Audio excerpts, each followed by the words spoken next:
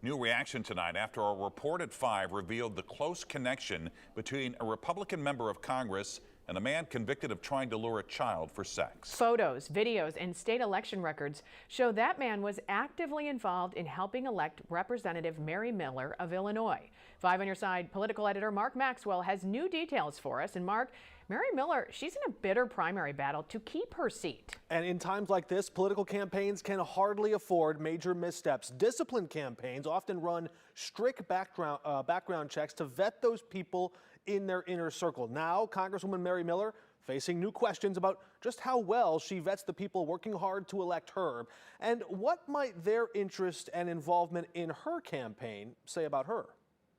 You know, if we win a few elections, we're still going to be losing unless we win the hearts and minds of our children. This is the battle.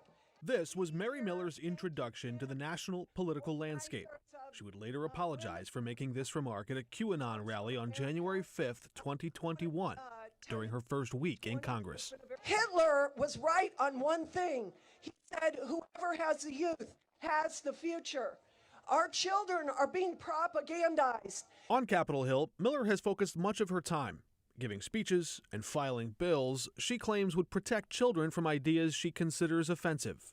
But on the campaign trail, she has spent hours working alongside Brad Graven, a former Illinois state worker who pleaded guilty to a felony for the indecent solicitation of a child. Graven admitted in 2005 to luring a young boy to a drugstore parking lot for sex.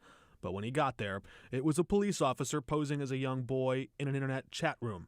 Years later, Graven would give Miller's campaign a big boost as an unpaid volunteer with incredibly close access to her.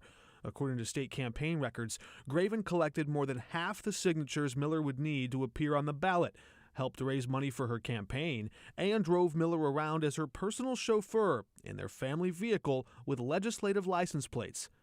At several of those campaign stops, Miller said voters should judge her and her colleagues in Congress by the company she keeps.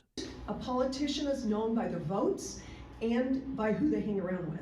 I can tell a lot about who they are by who they hang around with. And a politician is known by their votes and by who they hang around with.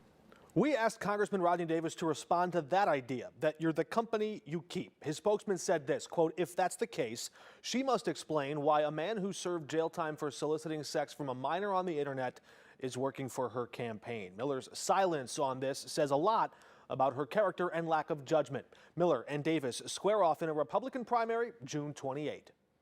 A grand jury said